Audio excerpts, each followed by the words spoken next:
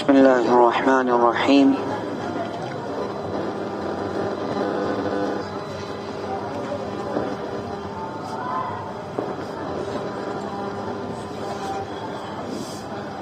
رمضان المبارک کی یہ 13ویں شب ہے.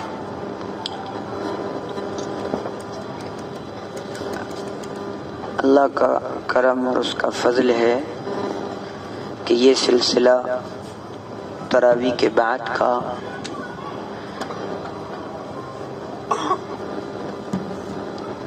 پانچ 10 منٹ کی یہ باتیں نہ جانے کتنے لوگوں کی زندگیوں میں تبدیلی لانے کا سبب بن رہی ہیں. الحمدللہ.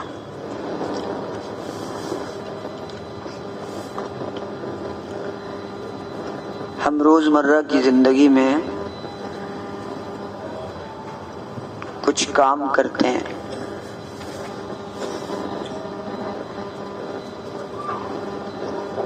ان میں کچھ لوگ کاروبار کرتے ہیں، کچھ لوگ مکان خریدتے ہیں، زمین اور جائیداد خریدتے ہیں، کچھ لوگ دکان خریدتے ہیں یا کرائے پر لیتے ہیں. اور عام رواج ہے کہ جب ہم کچھ نیا کرتے ہیں تو قرآن خوانی کراتے ہیں، اور یہ یقین ہوتا ہے کہ قرآن پڑھنے والے آئیں گے، قرآن پڑھیں گے تو ہمارے کاروبار میں برکت ہوگی. یہ بالکل ایسے ہی ہے کہ پیٹ میں درد آپ کے ہے اور آپ کا نام زبیر ہے اور انڈکشن لگوائے عامر، اور پھر وہ کہیں میرے پیٹ کا درد صحیح نہیں ہوا. یہ اتنے ہی بے وقوفی کی بات ہے کہ ہم خود تو قرآن پڑھیں نا، خود تو قرآن پہ عمل نہ کریں، خود تو قرآن کو سمجھیں نا، اور دوسرے آئیں کرائے پر ان کو بریانی کھلا دیں، لڈو کھلا دیں، اور وہ ادھر ادھر کا پڑھیں اور پڑھ کے چلے جائیں. ہمیں نہیں پتا کہ انہوں نے کیا پڑھا. تو اس سے کوئی بینیفٹ نہیں ہونے والا ہے. نہ یہ صحابہ کی زندگی سے ثابت ہے،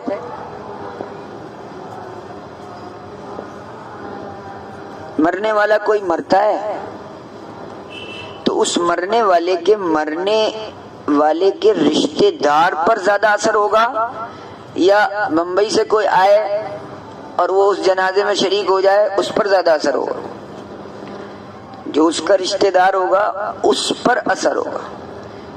اس کو فکر ہوگی کہ بھئی اس کو میں کیسے ایصال ثواب پہنچاؤں، اس کے لیے میں کیا کروں کہ اس کو قبر میں راحت ملے، اس کی منزلیں شروع ہو گئیں، منکر نکیر کے سوال کا جواب ان کے لیے آسان ہو جائے. لیکن ہم کیا کرتے ہیں؟ ہم اس مرنے والے پر بھی قرآن خوانی دوسروں کو بلا کر کرواتے ہیں. یہ عجیب و غریب بات ہے. قرآن کا استعمال ہم دو ہی چیزوں میں کر رہے ہیں، کسی کے مرنے پر یا کسی دکان کے کھلنے پر. ورنہ پھر قرآن طاقوں میں سجایا ہوا ہے. گھر میں ہے ہمارے قرآن، اور طاقوں میں سجانے کو یہ قرآن نہیں.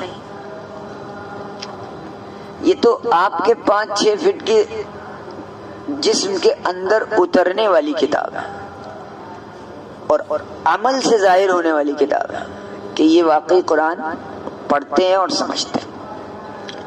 تو دو باتوں کو یہاں سمجھانا ہے مجھے. ایک تو یہ کہ بھئی ہم کوئی نیا کاروبار کر رہے ہیں، کچھ کام کر رہے ہیں، تو قرآن خوانی کے بجائے قرآن کی خود قراءت کریں، خود پڑھیں. ہاں اب اس میں 2-4 لوگوں کو ساتھ میں بلا لیں، عزیز رشتہ دار آ جائیں، دوست احباب آ جائیں، محلے پڑوس کے آ جائیں، اور بزرگ کسی کو بلا کر ان سے دعا کرا لیں. یہ تو ٹھیک ہے، بغیر کھانے کے، بغیر دسترخوان کے، بغیر لڈو کے، تو یہ سب ٹھیک ہے، کیونکہ قرآن میں برکت ہے، ظاہر ہے اللہ کے کلام میں برکت ہے، اللہ کے نام میں برکت ہے، لیکن وہ برکت حاصل تبھی ہوگی کہ جو ہے روزانہ قرآن وہاں پڑھا جائے۔ ایک بار تو اس کا اہتمام کریں، کبھی بھی ایسا مسئلہ آئے تو ہم اپنے گھر والوں کا جو انٹرسٹ اس دکان سے، اس مکان سے ہوگا، وہ ہمارا اور آپ کا نہیں ہوگا۔ جس بندے کے ساتھ وہ معاملہ ہے، اس کی وہ فیلنگ، اس کے وہ احساسات، اس کے وہ جذبات، وہ دوسرے کے نہیں ہو سکتے۔